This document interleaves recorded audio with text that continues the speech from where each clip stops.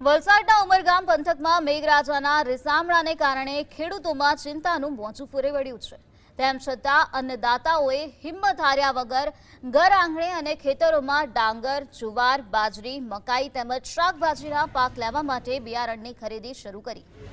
ચોમાસાના કોઈ સ્પષ્ટ અણસાર ન હોવા છતાં હવામાન વિભાગની આગાહીના આધારે મેઘરાજા ગરજશે તેવો દ્રઢ આશાવાદ ખેડૂતોના ચહેરા પર સ્પષ્ટ દેખાય છે। જોકે બિયારણ અને ખાતરના વધતા ભાવની સાથે સાથે સમયસર વરસાદ ન થવો એ ખેડૂતો માટે બેવડી મુસીબત બની છે। મેઘરાજાના રીસામણા અને જગતના તાતની ચિંતા એ વસ્તુને લઈને જે પ્રકારે હવે એક ચિંતાનું મોજું જે છે તે અન્નદાતા જે જગતનો તાત છે એમાં જોવા મળી રહ્યું છે। છતાં પણ વરસાદ આવશે અને જરૂર આવશે એવા આશાથી છે તે બિયારણ સેન્ટરો છે ત્યાં લોકો બિયારણ લેવા આવી પહોંચ્યા છે।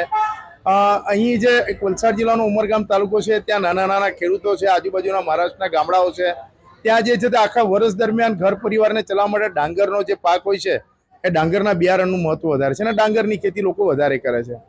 આ વખતે વરસાદ ખેંચાયો છે પણ વરસાદ આવશે એવી આશાથી જે છે એ લોકો અહીં બિયારણ લેવા આવી પહોંચ્યા છે અને જગતના તાતની ચિંતા છે આ વખતે વધારે છે। રાજેશ પાવસ્કર, GSTV, ઉમરગામ।